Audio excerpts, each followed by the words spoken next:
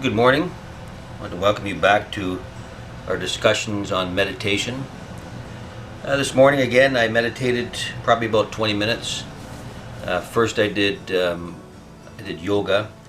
I usually do yoga with Adrienne. It's on YouTube. She's got lots and lots of things to do. And I can do it right here quite easily. And then I did some Qigong.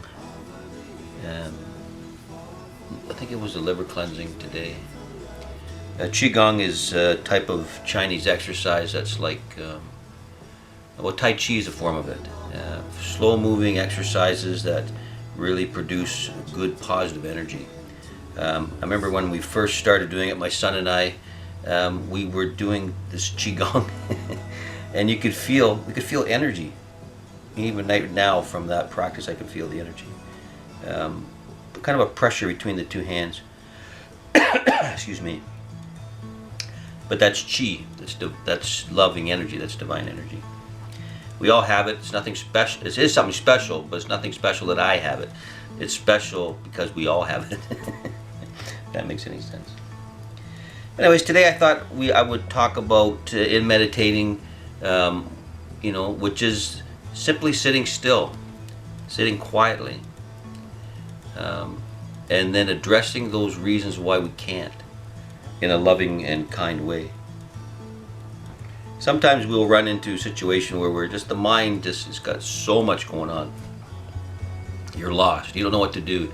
You're meditating and you're thinking about dinner and taxes are coming up. I'm not sure how we're going to pay this and you're thinking you're not feeling that great today and kind of want to watch The Voice is on soon and all this crazy stuff, right? And so how do we deal with that when we want to sit down and meditate? I remember one of my teachers used to say, he would say, every room is silent. And I'd be like, what are you talking about? I mean, it's noisy. This room is noisy. And he says, no. He says, if you want to see for sure, sneak up on one when it's not watching. He says, be real quiet, really early in the morning, sneak up and listen. He says, it's silent. He says, all rooms are silent. But into silent rooms comes noise, right? Comes noisy people. He says he would keep those things separate. You would see the room was silent, right? The room is always silent. But into a silent room comes noisy people. And he says that's how the mind works too. He says the mind always has a state of silence within it, right? A state of true balance. And within that true balance, there are many other portions of consciousness moving around that are on journeys already. And because of that, they're the ones that are making these suggestions while we're doing meditation. So within consciousness, there is what we say the potential for pure balance, for pure silence. It's like the empty room. It's always there. And within that room enter thoughts that are seeking their own journeys. And so what we need to do is we need to step back in our mind and we have to see ourselves as the room, as the silent room. And as the silent room, to listen to the noisy inhabitants of that room, the thoughts that are coming into that room.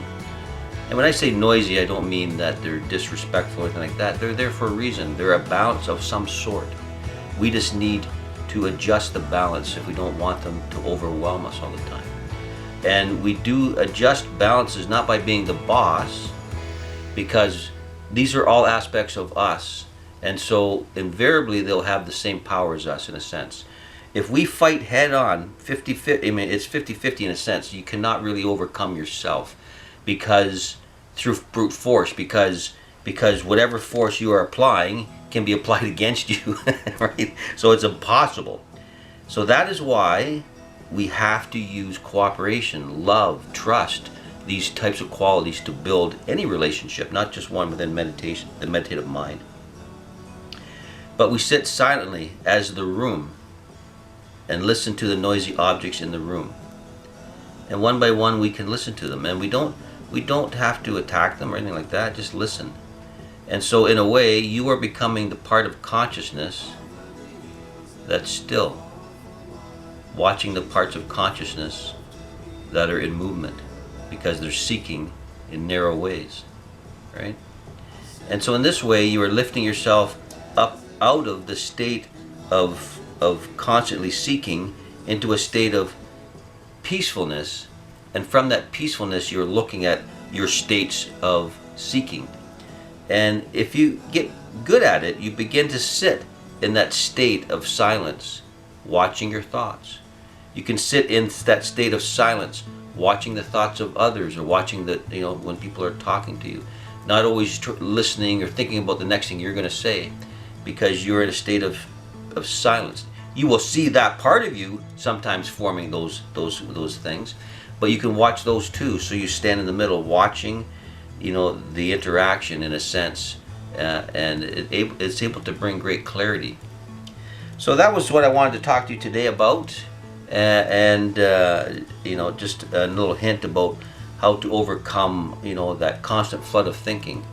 To remember that every room is silent, but into a silent room can enter noise, and to differentiate that. If we identify with the room, we can be silent watching all this drama. But if we identify with the drama, we forget about the room altogether, and we get sucked into the drama, and that's how we get pulled away, and next thing you know, we're into some sort of emotional thing going on, right?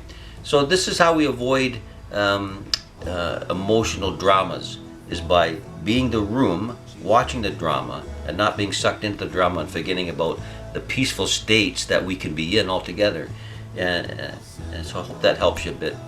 Anyways, we'll see you guys tomorrow. And thank you again,